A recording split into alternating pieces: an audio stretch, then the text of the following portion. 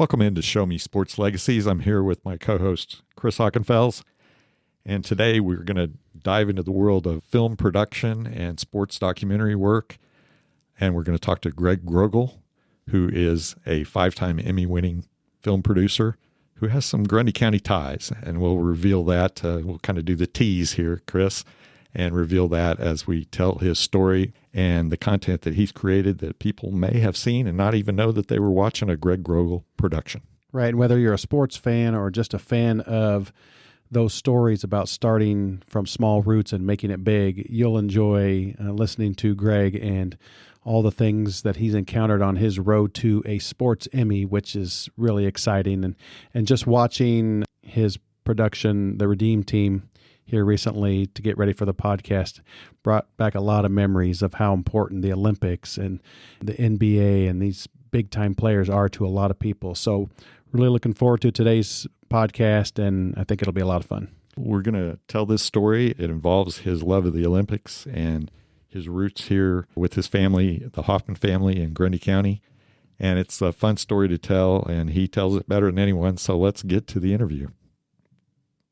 Welcome to Show Me Sports Legacies. Today we're happy to have Greg Groggel, current VP of Unscripted Skydance Sports, lives in California, and you might rightfully ask how a Los Angeles area film and TV producer is sitting here on a North Missouri podcast discussing sports legacies. Because he's a native of Omaha, Nebraska, Greg has some Grundy County bona fides. His mom, Martha, her family, the Hoffman family, is a longtime Trenton, Missouri icons, really, as a family, and Greg often visited his mother's family, spending parts of summers in Trenton, Missouri. He was devoting a lot of his passion at the time to Olympic sports as he was growing up. He watched, he attended, then studied Olympic sports and the Olympics, and took a unique path that ultimately landed him a job with the Olympic Channel.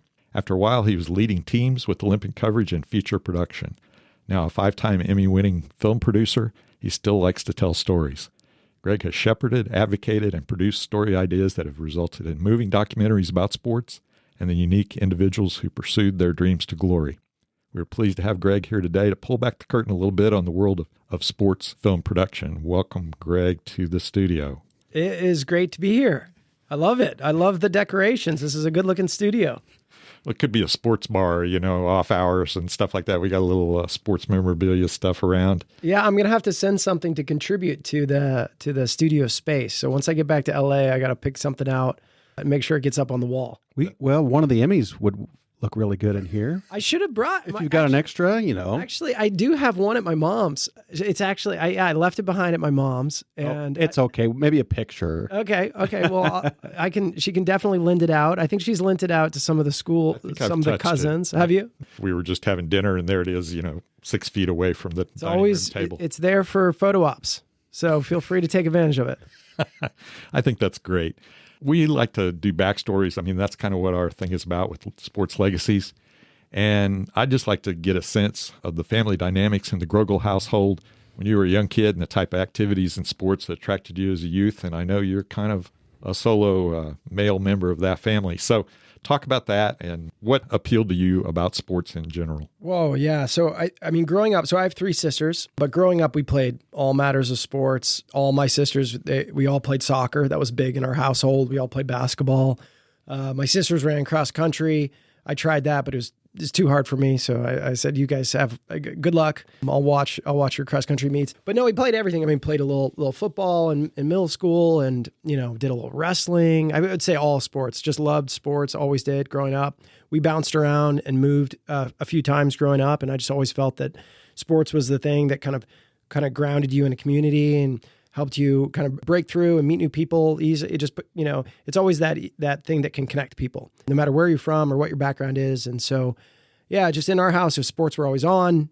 Growing up, I was born in Salt Lake City, Utah, and so I was a huge Utah Jazz fan as a kid, right? Because my childhood coincided almost perfectly with John Stockton, Karl Malone, right? So I think they were drafted 83, 84, and I was born in Salt Lake in 83. And then they stuck with their, the one team for, 17 seasons. And so my entire childhood was defined by John Stockton, Karl Malone on the Utah Jazz. And then everything else, all my other interests in other sports kind of went in a bunch of different directions as I got older, and maybe my taste changed. But it was a constant growing up in our house. Now talk about summertime. You came to Trenton frequently, close relationship with your grandpa, I think. Oh, always. I mean, we spent a lot of summers here in Trenton. My grandpa was always, he'd always play basketball with me when he'd come to visit. He was a guy who loved sports. He took me to a Chiefs game when I was thinking about this. When was Joe Montana? When was he? That'd be, early 90s, 92, 3. Yeah. 93, Yeah. 94 were his last 2 years. Okay. Yeah, okay. So I went and saw Joe Montana play at Arrowhead. My grandpa took me, and it was raining, and we stood in the rain all day. But it was just I have that memory's burned into my brain. My grandma, she was a big Royals fan. There was always Royals games on. We went down to Kauffman Field a bunch. So growing up, I lived in states that didn't have pro sports. So coming to Trenton, even if it was Northwest Missouri, was always really exciting because that was the promise of having pro sports around, right? So we'd come here and spend summers, and then all the way up through after college. Actually, I spent about 7 or 8 months here working for my uncles at Hoffman and Reed at the feed store. So that was a little bit of a detour in between my work post college, but just always, I think for all our family and all my sisters, Trenton was always just a special place that we could always come to. We knew my uncles were going to be here. My cousins were going to be here. They've been a big part of this community for so long. So it always just felt like home away from home. Excellent. Now, the Olympics kicked in pretty quick with you in terms of the other sports. And what was that? What's your first memory or feeling about being connected to or fascinated by the Olympics? I mean, was it one of the particular Olympics and you were just glued to the TV? And yeah, I think it was 1992 Barcelona, right? The dream team. Because like I said, I was a huge Utah Jazz fan, Karl Malone, John Stockton. And then all of a sudden there was this other competition that they were gonna appear in, this Olympics. And that was the first time really the Olympics were on my radar. And, it was like the Avengers all coming together, right? You're like, oh my God, wait, Michael Jordan is going to play on the same team as Larry Bird and Charles Barkley and John Stockton, Karl Malone. And so I just became fascinated, I think, by that team. And then that is what kind of opened me up to this idea of the Olympics that I didn't even know existed. So 92 Barcelona was the first time the Olympics kind of got on my radar. And through that, then I followed all these other great stories and moments, but it was really the dream team that was kind of the gateway to the Olympics in general. And then 4 years later, right after that, so when I was, let me think this. So 4 years later, 1996, Atlanta Olympics, I would have been about 12. And because the Olympics were coming to the United States, my mom decided to take my sisters and I to the Atlanta Olympics. So we loaded up an Astro van. She drove from Omaha, Nebraska, all the way to Atlanta, and we got to go to some events. And so that just kind of deepened this connection with this thing that I just really started to love.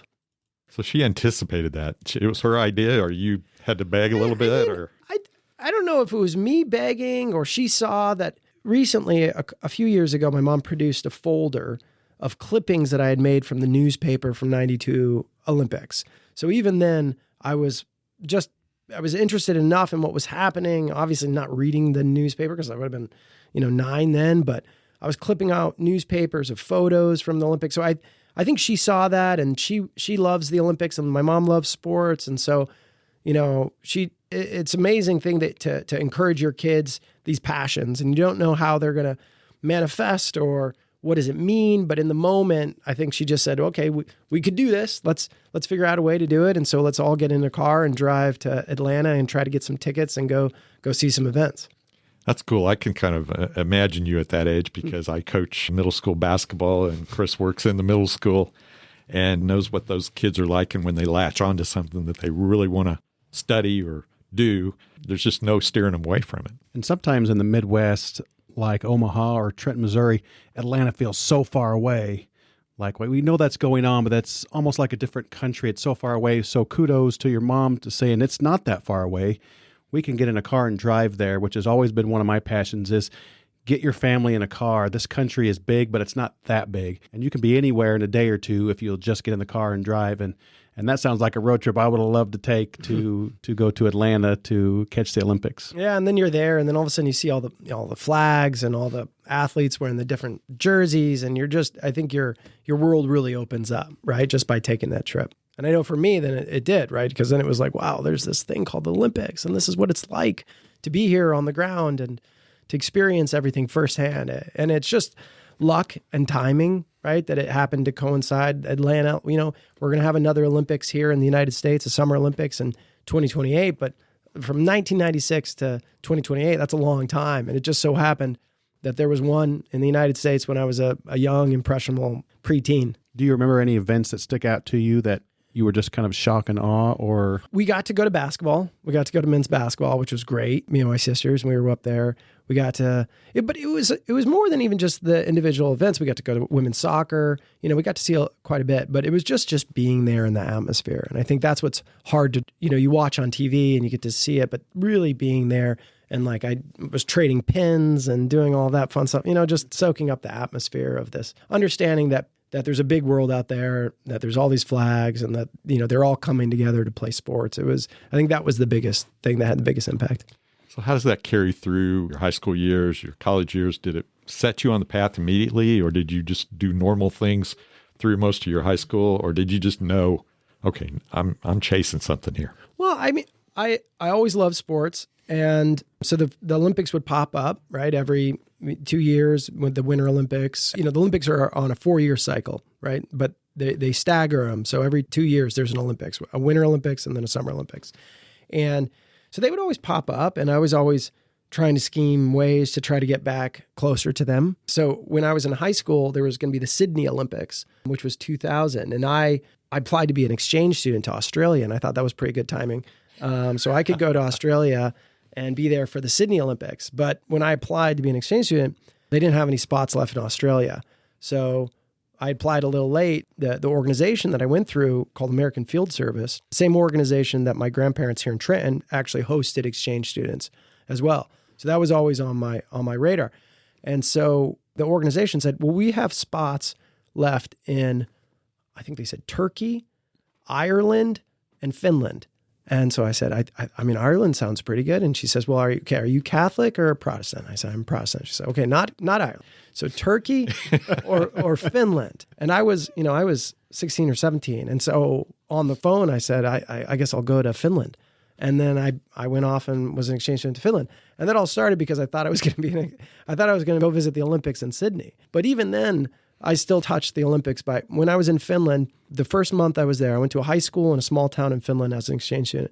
And I was there, and those Olympics, there was an announcement one day over the loudspeaker, and everyone in the entire school went into a little auditorium, and we all watched a weightlifting contest because there was a Finnish weightlifter who was going to win gold. And that was the whole school wide. So even there, I still got a feeling for, wow, there's this thing that can pull people in from all over the world and be special. It just wasn't exactly what I had imagined when I applied. So in college, what things did you study? What were you preparing for? And then I want to talk about your post-college. Yeah. So I studied international political economy. So it was kind of a little bit of international affairs, politics and government, and economics. And so that was always kind of what I loved. I never thought that I would be able to have a career with the Olympics. And I didn't even know what I was going to do with a career with my major. But it was just the things that I liked. I liked understanding how the world works together in different ways and what that means and how we interact with different countries through politics and our policy. So that's what I was studying. I was super passionate about that and had a great experience. I went to school at University of Puget Sound, which was outside Seattle, Washington. So got up to the Pacific Northwest. I graduated from high school in Omaha, in Millard West and outside Omaha, and had a great college experience out there. But yeah, there was no inclination when I was there that I was working towards the Olympics. I mean, I was always trying to apply for internships through the Olympics, but I could never get one. I was always getting rejected by different entities. I love sports, but never kind of found that way. And then I would say this was the summer before my junior year of college. There was going to be that summer, there was the Athens Olympics. This was 2004. And I really wanted to go. I wanted to be a volunteer because at the Olympics, you have huge numbers of volunteers. And so I applied to be a volunteer, and they had my application. They accepted me. And so my mom and my sisters, we were going to travel in Europe before the Olympics, and they were going to come back, and then I was going to continue on to Athens. And then we got to, I think a couple weeks before we were set to leave, I got a notification from the organizing committee in Athens that said, we no longer need you. Like, they were a little disorganized. So my volunteer application was lost. And all of a sudden, I was going to be 20 years old, and I was going to be spending 3 weeks in Athens with nothing to do. And I didn't know what I was going to do. My mom just said, you have to have faith. And then that summer, I went to a barbecue at a friend's house in Omaha. And there's no one, in Omaha and like Trenton and Missouri, the national media you don't really interact with them. And a lot of these opportunities when it comes to, sports media, it's because it's kind of who you know and how do you get into there. And I had no experience in that world, but I went to a barbecue that summer and I had a friend whose sister was hosting the barbecue, and there was ESPN people in town for the College World Series. And so I just go to this barbecue and I'm chatting with someone while I'm getting a hamburger. And she says, well, what are you doing this summer? You're a college student. And I said, well, I'm going to Athens, but I don't have a job. I'm just going to Athens, Greece, and I don't know what I'm doing. I don't have a place to stay. And she said, well, I'm an ESPN producer. I'm in town for the College World Series. Like, send me your resume and I'll send it around to people at ESPN. And I was like, that's amazing. So she sends it around and I follow up with her and she puts me in contact with someone who puts me in contact with someone. And this was all via email. So this was, summer of 2004. And I get in touch with this producer at ESPN. She was producing this show called Cold Pizza. It was a precursor to First Take, right? It was Woody Page was one of the hosts. There was a couple other former journalists. And she said, great, I need a PA. I need a runner. You come meet me at this address in Athens on this day. And I'll pay you, forgot what it was, $150 a day. I was like, fantastic. Like, at least I have a job now. I have some money. Now I can find a place to stay. So I get to Athens and I go to the ESPN studio in Athens. And, it's ABC News, it's ABC, ESPN. And they all share a little studio. And it's outside of where the normal Olympic stuff is, because the normal Olympic compound is for rights holding broadcasters, meaning NBCs of the world who paid a lot of money to broadcast rights. ESPN is not that. So they have their own little studio. And I go and meet her, and it's my first time being around a studio, and there's ABC News hosts getting ready to do their live hits, and there's all this equipment. It's really exciting. And she comes and she says, okay, I need you to drive and pick up the guests at the Athletes Village, which is where they stay, and drive them here to do their live hits back with New York every day. And I said, I can do that. I'm 20 years old. I think I can do anything. So she says, okay, let's go pick up the car. So we drive across town, we take a taxi, it drops us off. We go in, we rent the car because she was like, this is going to be your car for the week. We rent the car, we go out into the car, I get into the driver's seat, she sits next to me, and I look down and it's a stick shift. And I was like, I love this story so much already.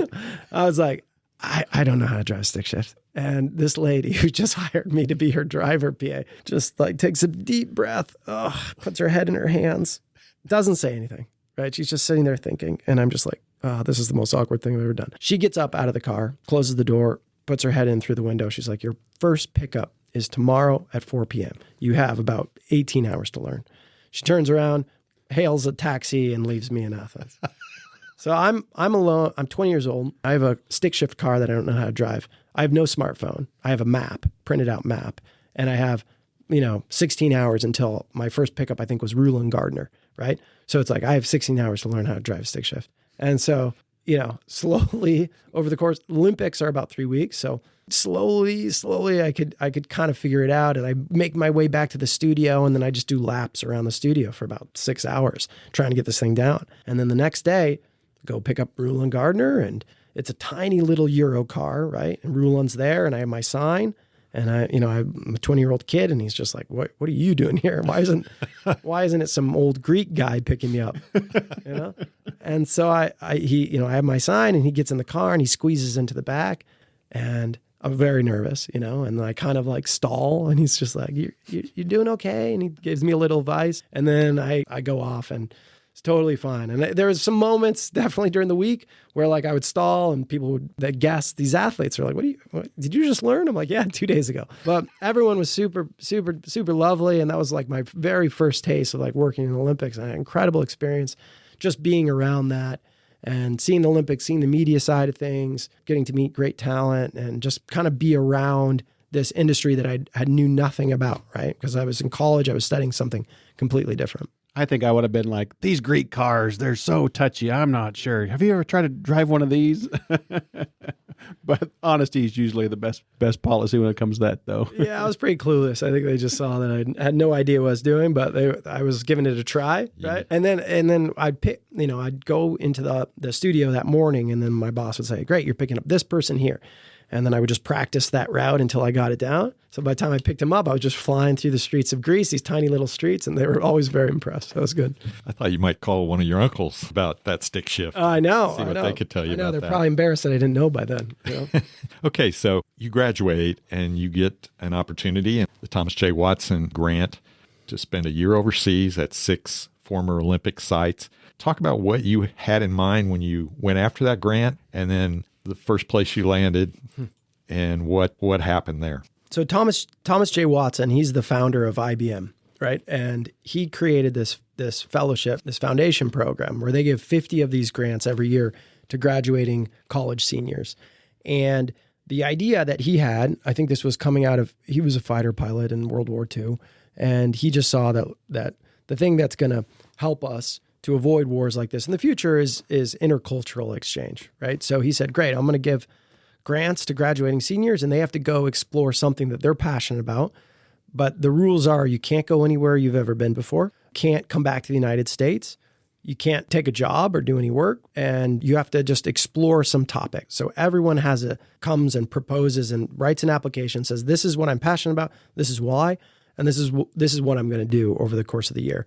And so partly inspired by my experience in Athens, when I was there, it was just kind of obvious that the venues weren't going to be used after the games were over. Like you could just kind of see it. And once I was there, and so it just made me think, well, how can I take what I've studied for the past 4 years and say, great, I want to visit former Olympic cities and try to get a sense of, has this been a good or bad thing for these cities? And so I applied and I got the grant. And so my proposal was I lived in 2 months each, Mexico City, Munich, Sarajevo, Sydney, Seoul, South Korea, and then Beijing as they were preparing to. So those were all Olympic host cities. And then Beijing was preparing to host the games in 2008. And I bounced around. It was 2 months each in each city. And I would show up and I wouldn't know anyone. I wouldn't have any contacts. And I would have to try to go and visit the former Olympic venues and just get a sense of who's using them and why, and what promises did the city make to the citizens of these cities of why they're hosting the Olympics, and try to figure out, was this a good or bad experience, just based on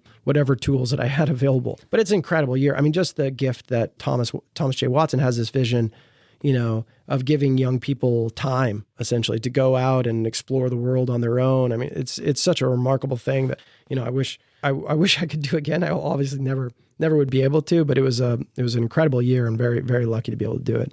What was the highlight? I mean, was there a place or a connection you made with somebody that just jumped out at you? I mean, it's hard to pick one. It was, there was some tough times where you're like, I don't know what I'm doing. I don't know why I'm doing it.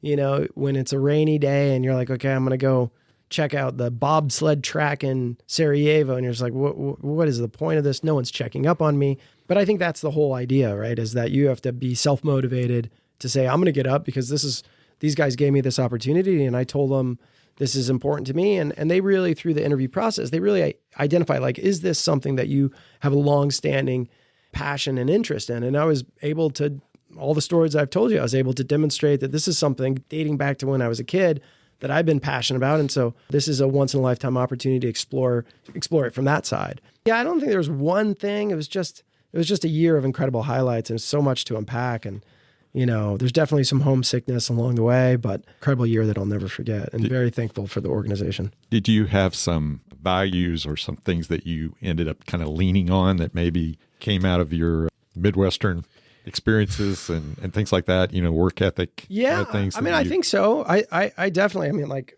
just thinking of my grandparents, and my uncles and how hard they work. And, that's such a big part of the Hoffman family, is that work ethic and how important it is to work hard. And I think that guides, myself and my sisters, and we've inherited that from my mom.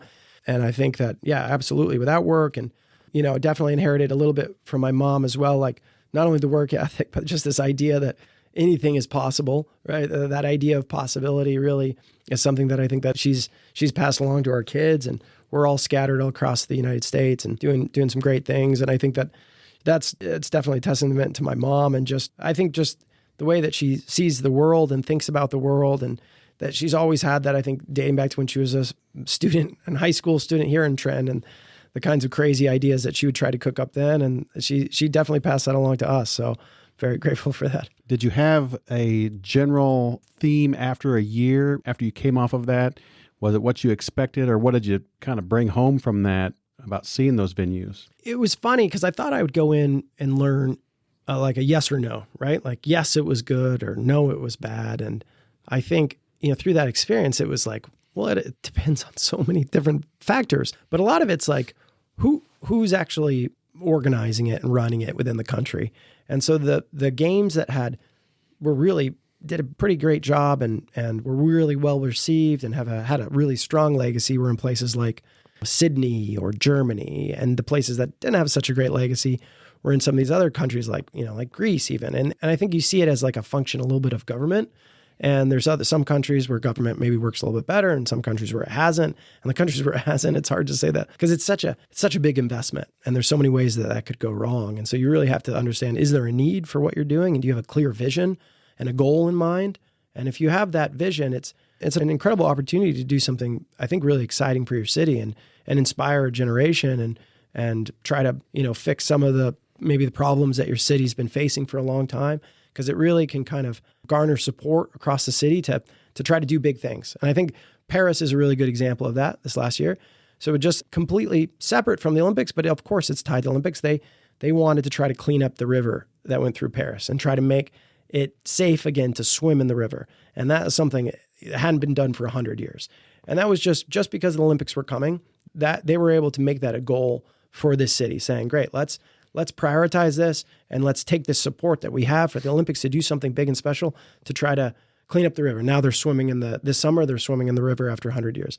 So I think that's just a good example where it's not, of course, the river was a venue, so that was part of it, but it's also an incredible legacy that's going to leave for the city of just being able to return this river to something that you can use and the people can use of the city. Some thinking outside the box or some forward thinking. As you always see in venues, especially a host city, you come back to it and like there's this big venue that just sits there empty, or they didn't have the money to maintain it. So what now? And you think that's kind of sad because no one had the vision after the fact. And I think that's kind of where you were going with that. And so it's nice to see that there are some that, can look ahead and think, well, this is what we're going to do after, because there's going to be 20 years, 25 years, 30 years after the Olympics where we can take advantage of what we had to do for the 4 years leading up to the Olympics. Yeah, that's exactly right. I think the cities that thought that through and planned that did better, obviously. And the ones that were just like, we're just trying to get through the Olympics and put on a great show, obviously, then they were kind of scrambling after the Olympics.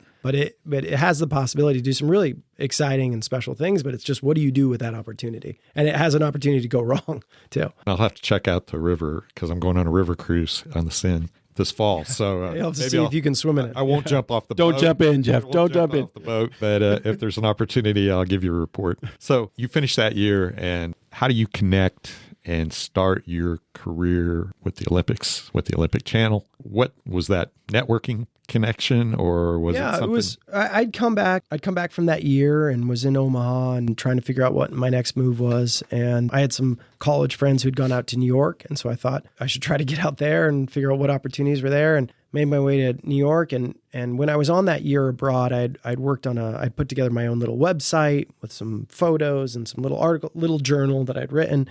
And so I was able to share that with someone who kind of followed from my ESPN days, who followed along and was a big supporter, and kind of suggested I get in touch with someone with NBC, because NBC at that point, which was about a year before the Beijing Olympics, were starting to prepare for their Beijing Olympic coverage. And eventually I got in touch with someone, and they needed someone help working on their website for the Beijing Olympics. And that was kind of my first entry into working for the Olympics as a job or as a career. It was just as a kind of a producer for their website and doing little video and little writing and just being around it, their coverage.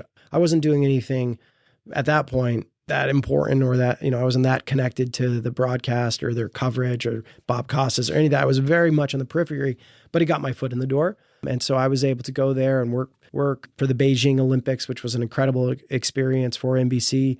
I was there on the ground in Beijing and got to go to some events and just really get a little tiny taste of what it's like to be inside on the, working for the big boys. And then I came back from that, and this was obviously 2008. So this was fall of 2008. And then it was kind of the recession hit. And, my contract was through the Beijing Olympics, and I was kind of only a year out of college. So I didn't really know what I was going to do. And my contract was up, and there was kind of a hiring freeze at NBC. And so I know all of a sudden I didn't have a job. New York City at that time, fall during the recession, wasn't a great place to be. So I was scrambling a little bit. And that's when I called my uncles and I said, hey, could I come work at Hoffman and read for a little bit? And so they said, yeah, absolutely. So I came back and moved in with my grandpa. And this was after just working at the Olympics for NBC in Beijing, and came back and moved in with my grandpa and would get up with him in the morning, and we'd go to the Hoffman and read. And my Uncle Chris gave me a job there. And I spent the whole fall of 2008 into the winter and here in Trenton, had a really special time. It was something that I'm so glad I was able to do and just understand, the family business and get to spend time with my cousin, Eric Hoffman. Then that spring, late winter, early spring, I got a call from NBC saying, hey, we're getting ready for the Winter Olympics. So you want to come back? And I said, absolutely. So let me check my schedule. I'm slinging some seed at 4, but I'll be there. Yeah, exactly. It's like, sorry guys, I'm out of here. But was here for the harvest and, working and down at the Big Bends. And, I just had a great experience. But sometimes I would start telling stories to the guys I was working with, and they were like, wait a minute, you were just in Beijing 2 months ago, 3 months ago, and now you're here with me sitting at these Big Bends waiting for a semi to drop off some corn. It's like, I don't know how it happened either, but here I am. So it was incredible. I love that. And you did get hooked up, and I've always been a huge Bob Costas fan of a lot of his work, and kind of want you to talk about that from the perspective of your writing and maybe how you saw people crafting stories, the storytelling craft, and what you saw happening and how you fed into that and how you were able to use some of your writing skills and maybe flex that muscle a little bit. Yeah. So this was for the Vancouver Olympics. So 2010 Winter Olympics in Vancouver. And the job that they had called me about, they had someone drop out, was this job of Olympic researcher. So this was kind of a posh gig for every Olympics. The NBC would usually have 2 or 3 researchers. And these guys, for the 2 years leading up to the Olympics, would essentially travel around the world and interview athletes to collect little bio bits of information that they could put on the broadcast. Because, when you look back at the history of the Olympics, maybe, in the 1980s, there was a lot of these athletes that no one knew anything about. And so they needed, whether it was, ABC at the time, they needed to send these researchers out into the world, these young guys, to try to gather those little fun tidbits. Because if you're watching ski jumping and you don't know anything about ski jumping, you're not going to care about who wins or loses. But if there's a little bit of information and you understand this guy his day job is as a post office worker and he's from Austria, and they start telling that story, then you're all of a sudden a little more invested. So that was my job with NBC for the Vancouver. And so I got to interview a ton of athletes. It wasn't for air. It wasn't for anything. It was just tell me about who you are, what's your life. And I got to go to a speed skating event in Montreal, and then I'd go to a ski jumping competition. And I'd go to alpine skiing and just try to track down as many athletes as I could, especially the ones that we thought were going to win medals. And my job was to write these huge research manuals. So by the time the Olympics would roll around, Bob Costas or any of our other broadcasters would roll up, and they would have these binders with bios and information and storylines so that they knew, and I could tell them, hey, this guy's going to maybe win a medal. This person could win silver. This one bronze. This is who they are. This would be, I think, a long shot, but could get in the mix. And so that when Bob is on all of a sudden on air talking about the Olympics, he sounds like he's been spending years traveling the world talking to these guys. It's actually the researchers who have. So we got to work very closely with Bob Costas on the primetime show, got to start writing a little bit for television, which is its own experience writing. Essentially, you're writing the script that goes into the prompter that he'll sometimes read. And just being around incredible storytellers and filmmakers from NBC, the guys who do the profiles, the little vignettes of the athletes to get you excited, the little hometown visits, and start to get a taste of what it means to really put on and broadcast those stories to the world. So that initial research that you didn't involve film crews. It was just you going, get it down on paper, get it into a binder, and then they may go back for a little film snippet or something. Yep. And then as the year progressed, I got to go on those some of those. So that was first, it was just kind of compiling the information. And then we'd say, hey, we think this person's going to be a star of these games, right? Based on all our research. So now you need to go to Champaign, Illinois, right? And spend a few days with Catherine Reuter, who was like a speed skater. And then you spend some time with her and then they'll shoot the interviews. One of my best memories from that is we did a special because it was the 30th anniversary of the Miracle on Ice. And so we knew that we wanted to do a long piece about that, a 30-minute piece about that team and Al Michaels, because he was going to be working for NBC's coverage. That was going to be his first time back in the Olympics, working for NBC's coverage for Vancouver.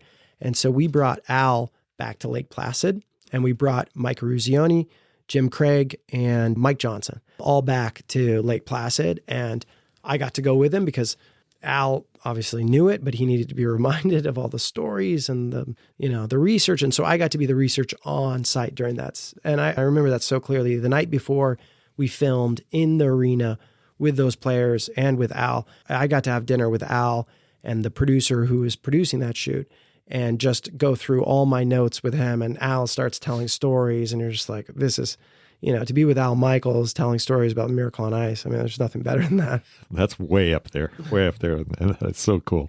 All this stuff just keeps building and building. And when do you kind of flip from being the support staff to, hey, what are your ideas? What are some projects? Another one of your profiles talks about being a schemer, an endless schemer. So I assume that's at least part of the skill that gets people to see things, that you're thinking about. Yeah. So when I was at NBC, it was, they had the Olympics rights, right? They had paid a lot of money for them. And now they just had to execute those games coverage. And they've been doing that for decades. So it was a well-oiled machine that you were stepping into. And there was a very, high bar and you learned from the best. And that was great. And that was really, I think, helpful for me in my career to get that training and to be drilled in and get that education, because I had never studied film in college. I didn't study media. I didn't get to do any of that. So that was like my education. After Vancouver, I kind of wanted to get my hands dirty more and not just make something every 2 years, but just make something all of the time. So I left NBC and I got to work at a production company. And so within the media, production companies are essentially the entity that like make TV shows. But part of that is like, you have to sell the ideas. So I was working for a guy named Michael Davies, and he's a British guy, and he created and launched Who Wants to Be a Millionaire, right? Like, well, Michael does because he created Who Wants to Be a Millionaire. So he came from a very entrepreneurial side of TV coverage, because it's like, what ideas do you have? How can you package them? How can you sell them? And then how can you make them and deliver them? And so that was the opposite in the spectrum. It was very entrepreneurial. What ideas do you have? How can you make them a reality? How can you put them together? And that was like the role as a producer, right? And some stuff you make and is a complete failure. And then you just learn from that and you try again. And some stuff you try to sell and you can't sell, and that's just the nature of it. But the job of a producer, so there's a guy named Mike Tolan who I worked with for a long time. He's the one who put together The Last Dance. He, I think, had a great definition of what a producer does. And because you hear that term a lot. And his definition was his job is, or his or her job is turning no into yes. And that's it, right? Because it's like, everyone has these ideas, but can you make them a reality, right? And I think that's the difference. And it's just like, so that's where the scheming comes in. Like, everyone has ideas, right? But can you put them together, and then can you execute them? And can you, everyone could say, hey, I want to do a documentary about Michael Jordan, like he did. But he had to get Michael Jordan's permission. And so it's like, how do you get Michael Jordan's permission, right? And so he has the stories about how he had to go there and sit with Michael Jordan, get him on board with his vision for The Last Dance. So that's kind of within what I learned during those days in New York, just kind of really hustling, very entrepreneurial, trying to see what you could make, getting a lot of different reps, a lot of different experience. So very different from NBC, but really valuable because it was down and dirty. I produced a podcast. This was in 2010, 11, 12 when no one knew what a podcast was, right? And so that podcast was just named by Time one of the 100 best podcasts of all time, which was great. It was just very early days, but really scrappy, really fun, just being at the heart of it, in New York with a lot of talent around, just trying to experiment and make things happen. Now, which one was that? Was that Men in Blazers? That was Men in Blazers. Yep. So my boss was Michael Davies was a British guy, and he loved soccer, and I love soccer. I played it, but he loves Premier League, and so Michael and Roger just started this podcast, and I was the booker, I was the audio guy, I was the producer. I would upload it, I would write the the captions, everything, because there was no money in podcasting. You guys were basically in a closet. I remember I watched that show religiously because my son got into football and Premier League after the World Cup in the one in Like 14? Yeah, maybe 10. South Africa, 10. Yep, 10. And Men in Blazers started to come on with Roger and Michael in the little flags and, just perfect little things to get people like us to watch. And I always remembered, how do they fit in that? Where are they? Are they in a closet? Are they in the back of a room? How come it's so small? But that was always part of the fun of that show. Oh, yeah. So it's funny. So the first podcast we did was 2010, and that was the first job. And I found that job by answering a Craigslist ad. Right. And I was like trying to find and just wanted to leave NBC. I was just curious. And they're like, hey, we need a researcher to help us with World Cup 2010. And I was like, okay, I know how to do that. I've done that for the Olympics. I've done that with NBC, blah, blah. And I wrote an email and they found it. And I went in and met Michael and he was like, oh yeah, you're way overqualified for this. This is awesome. And so I got to work with him just for that World Cup. And then afterwards he's like, do you want to just be my sports guy and stay on? I was like, great. Then that's when they decided to turn it into Men in Blazers. But I was working for them at the time. We were just doing podcasts. And then they had the idea to turn it into a TV show. And my office was in this tiny little nook, this like side little nook. And I shared it with another executive there. And one day Michael's like, guys, I got some bad news. We're kicking you out. And this is going to be the studio. And so that little closet they saw, that was my office. And I got moved out of it. But it's about the same size as this studio, maybe smaller than this studio, right? And we were really scrappy because we didn't have a lot of money and people wore a lot of different hats. But that kind of, I think, is what made it kind of special and fun and different because it was so lo-fi and there wasn't a lot of digital media. It was a lot of little actual physical media. Yeah. Little things on the desk, little flags. It was just fun and different for us to watch. And it kind of made us grow up with football, my son and I, by watching that because I felt like it was a show that was on late at night at first, like after maybe like the last thing they would try to throw on there for 15 or 20 minutes. And then it got its own spot as an actual show. And then it kind of grew and grew and grew. And yeah, I mean, I think that was the part of its appeal because you just felt like you were hanging out with two guys who knew football, but they were kind of giving you the language of football. When I mean football, soccer, in the Premier League, you're like, wow, like now I understand the context and the rivalries and the stories and it's just like you're hanging out with these two guys. And I think that's kind of what made it so special. It's like with like college football here, we take so much for granted because we know all these stories and we know the rivalries and all that. But for viewers who are just tuning into the Premier League first time, they didn't have that. So having these guys as your kind of guides was so great. I think the audience loved it. It was a blast to work on. It was so fun. We had, just to be right time, right moment and just catch fire and go. And Michael was brilliant. Roger's, hilarious. And I would just find myself being in these podcasts, just like, giggling along and having the time of my life. Yeah, good stuff. Love it. We watched it. As a matter of fact, I think it came to Kansas City. You started to go on tour. Maybe it wasn't you, but those two guys started to go and do live shows in like auditoriums. Yep. And we went to one of those. Actually, my son did in Kansas City and watched them live. Yeah. Yeah, you made my co-host very happy with this the football talk. Good. Yeah, I'm sure in Grundy County you're not talking a lot about a Premier League. It's tough, but although there's some that do. But my son and I actually went to England and watched some games. Who's your team? You're gonna die when I even say it. It's Manchester City. Oh, okay. And so, and we're still pretty religiously watching. They're going through some major changes now, but we got in with the De Bruyne, Aguero group from about 14 on until these last couple of years. Yeah. So that final day was so fun. Yeah. I'm kind of a Leeds fan, and you did you did an article about Brendan Aronson one time. I did. I read it was pretty good. So we're still hopeful for that. There you go. So you get into feature films. Yeah. Talk about that and what was different about that. There's budgets. There's a lot more risk, I presume.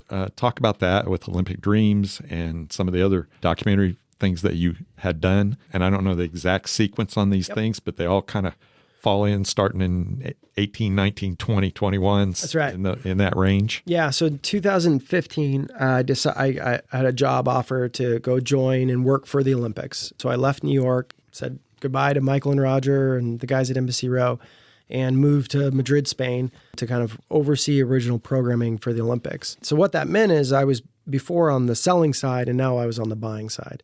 So now I could kind of have a little bit more sway in terms of who do I want to work with? What kinds of stories do I want to work with? What do I think our audience is going to want?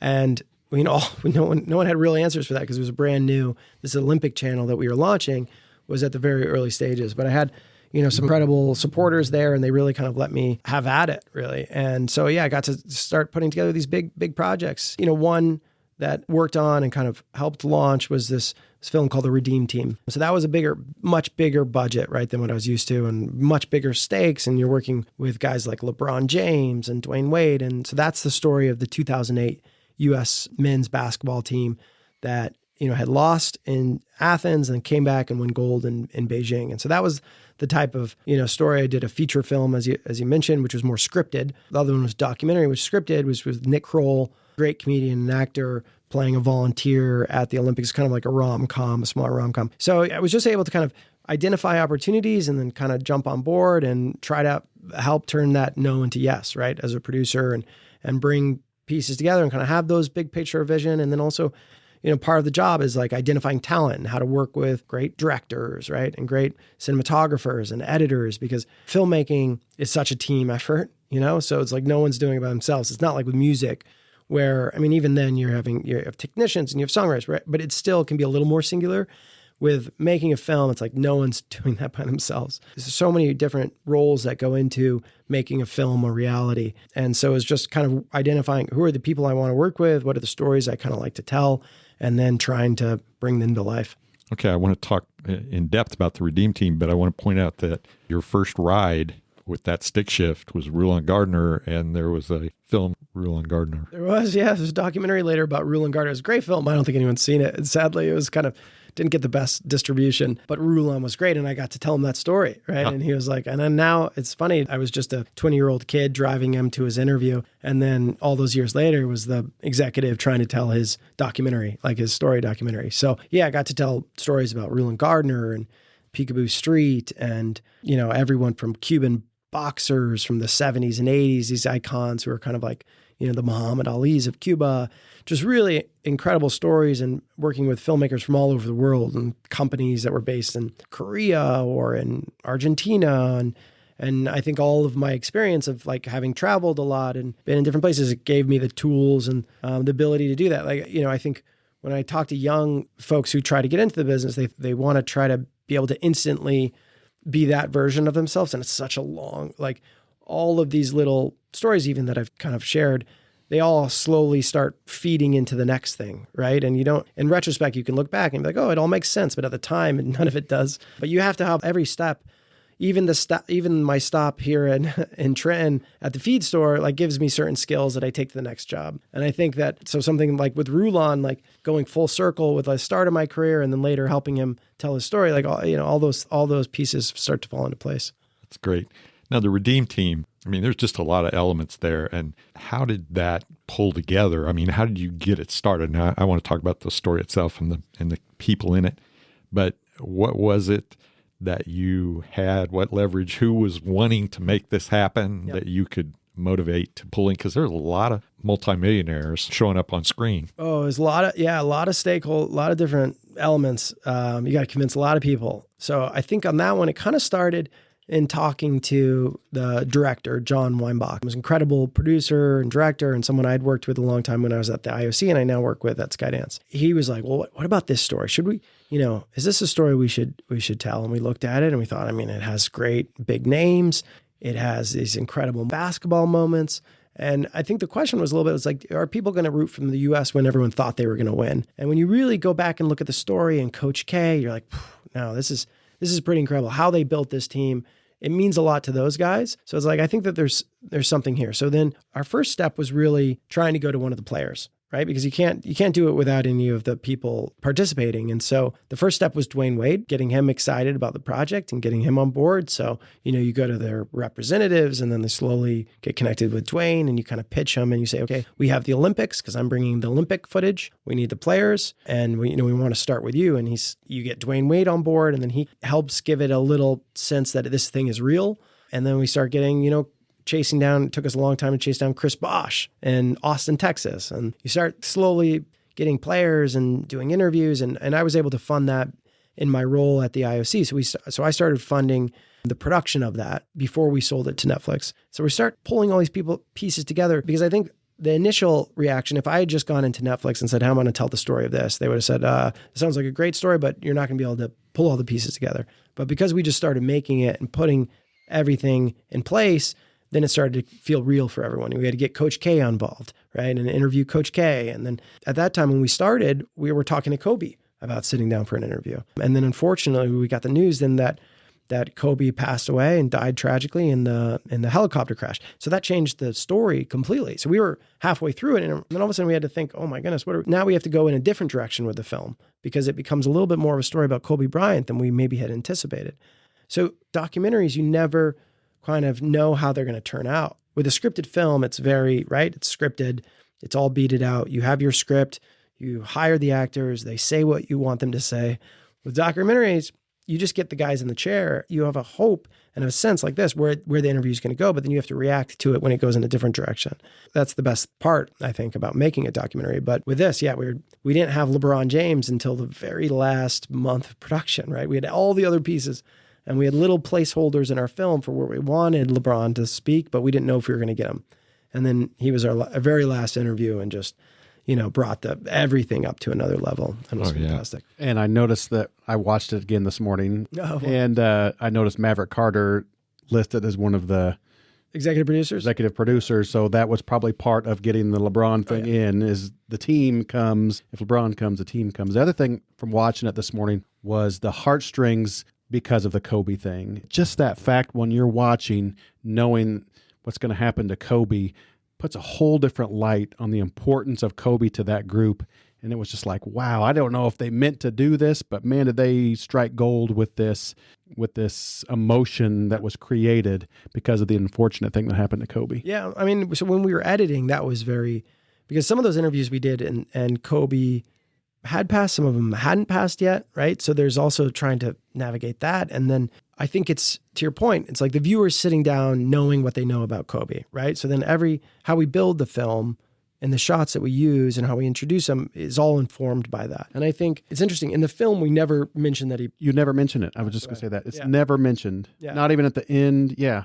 Which I think works because you don't need it to be mentioned. Yeah. You just need to know that it's out there. Yeah, and so that was a conversation that we had with the editing team and the director and the film producers. There was a lot of conversations of like, how do we tell this story and how do we do it in a way that feels respectful to Kobe, right? That also doesn't kind of overwhelm you with emotion, right? That still feels hopeful. And so even like finding that last shot of when Kobe's running through the arena to find his family, right? And like that we found in the archive and NBC's archive, because that at the IOC, we didn't have that shot. That was a special camera that just NBC had. And so then we're like, oh, okay, now that's a way. And even then in the editing, it was like, okay, when do we play this moment? And what kind of music do you put under it? And how long do you let it play out? And all those decisions that you make as a filmmaker.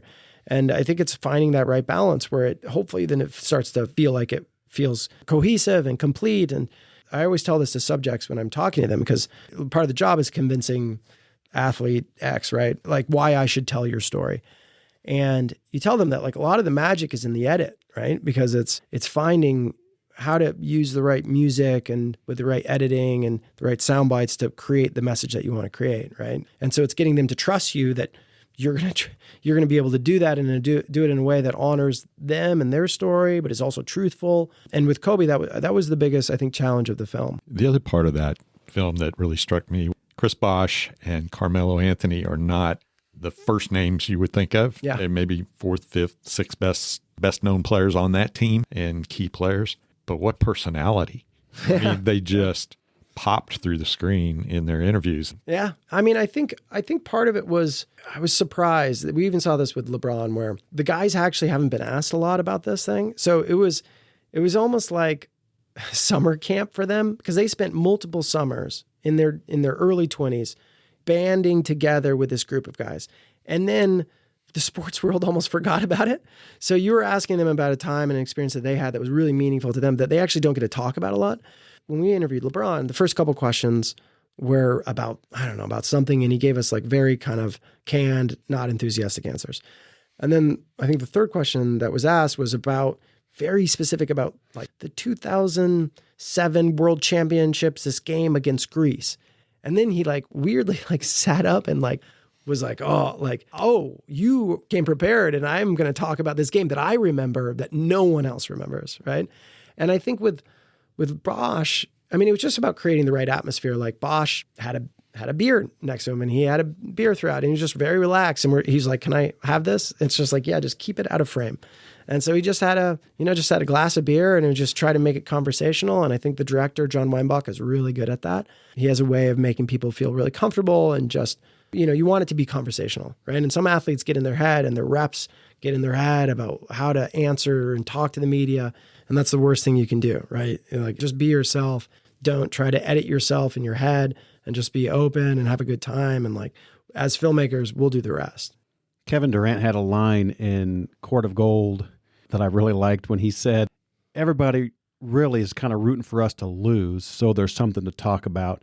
If and when we win this, it gets quiet, and I like quiet. And that when you said that, it reminded me of that line was, yeah, if they win, it's like, okay, should have won, let's move on to the next thing. Yep. And if they lose, we're going to talk about it. We're going to break this down. How could they have lost to Spain or Greece or Argentina or whatever? But it becomes like a national crisis, right? Right. So but if they win, good job. What's next?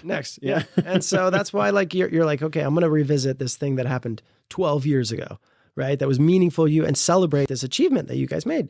And so they were just very responsive to that. And so it was helpful because I've interviewed those guys before and been around them, and they were so much more open, enthusiastic, and warm, and told great stories because it wasn't something that I think that most people even realized had taken place.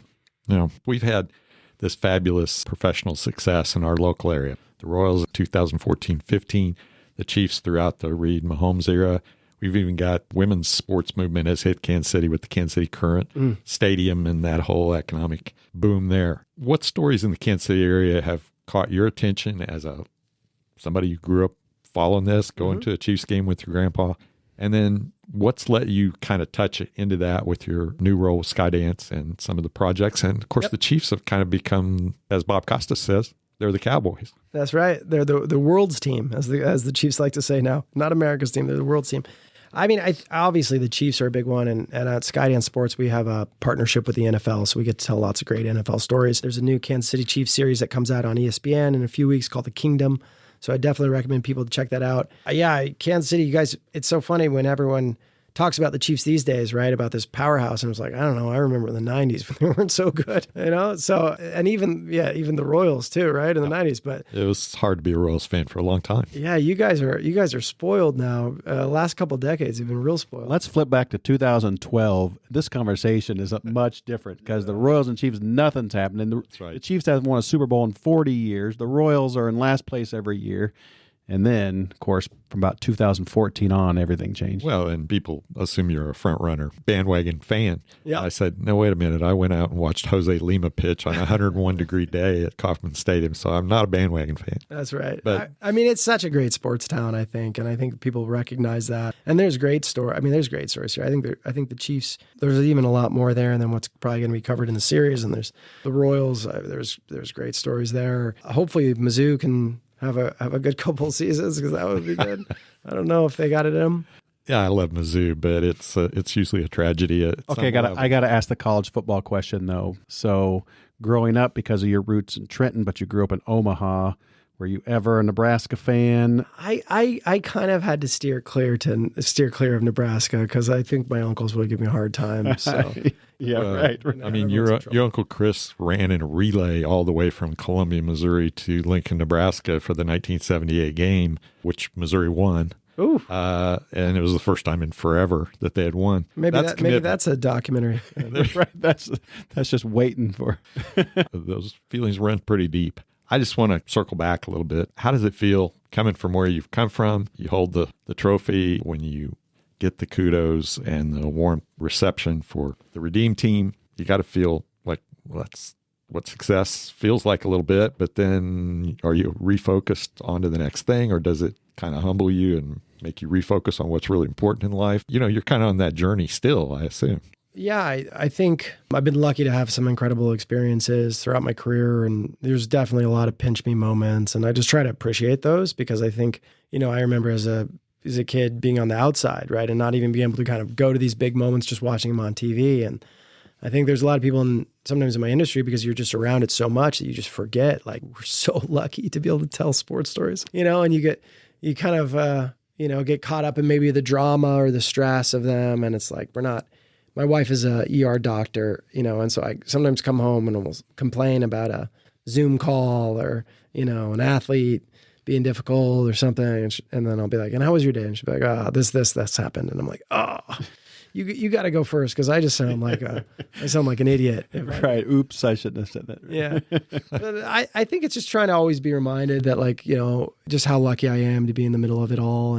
But it's definitely on to the next. You're just thinking about, it's back to that scheming of like, what stories can you tell and how? And I think, from where I'm from, I don't think I've ever met anyone from Nebraska or this part of the country, like, in my business, to be honest. And so I also feel like I'm always fighting for stories that will also resonate, that, like, my uncles will want to watch, honestly. And so I'm just always thinking about, like, how can I tell stories from other corners that might also be overlooked, right? Whether they're from, small teams or small, not just like the Yankees, the Lakers. It's like, there's so many other great stories out there, whether they're from, around the world or from here in this corner of Missouri or this corner of the Midwest. And so, I'm always looking out for those. Though, when people say, oh, it's the media, it's the biased national media, they should just know that there's people in those organizations too that are from places like Omaha or have worked at a feed store in Trenton, Missouri, and they're also trying to tell great stories. Hey, we appreciate that. And, our whole podcast is kind of based on the premise that things can happen under the radar, in small places, and at least for a moment, it's kind of magical. A state championship or an era of players that the likes of which the small town's never seen. And we do those stories. We just love that. Well, and you guys are coaches, so that, like, the experience that the players have on those teams, maybe the most important thing isn't that game or when it loses. It's just the skills and the drive that it gives them to do other things later in life, right? So, and what does that experience lead to their next jump or next opportunity? And whether they do something great in high school, maybe it gives them a little courage and confidence to do something great in college, which makes them, give them the confidence to do something great after college. And just those experiences when they're young and the ages that you guys teach and coach with, to be able to impact those lives, because you just see it can change a trajectory. And I feel like I'm an example of that. Like, my mom encouraging me to explore the Olympics, and now I got to work for the Olympics. Like, how rare is that? There's not a lot of people in the world who get to do that, and I feel very lucky to have been one of them. And just like our podcast, usually we have that moment where it comes back down to a small thing in a small town that happened. And for you, it was her packing you in the car saying, let's roll. We're going to Atlanta. That's right. That's right. And then everything else, right. It comes out of that. Well, Greg, thank you for coming into the Show Me Sports Legacy studio, sharing your story. And we started this a year ago to capture the excitement of sports at all levels, tell the stories of people coming out of improbably small places and finding a rich path in playing, coaching, officiating, broadcasting, and now film production with the common theme of their love of sports. Keep telling us those stories that excite you, and best of luck in all your upcoming projects. Thank you. It's great to be here. Well, that definitely lived up to my hopes about an interview with Greg. He's just got lots of great stories to tell. Love the theme of sometimes when you're just not sure, you still have to jump in the pool and then figure out how to swim later. And he did that throughout his career. Let's go for it. We'll figure out the details as we go, but you're never going to get to where you want to go unless you have that ambition to jump in and start. And that's what I loved about his personal story and the stories he portrays on his shows and documentaries. And he has the Hoffman family that taught him the ethics of work and persistence, and a mom who was always an adventurer and willing to expand her world and gave him that legacy.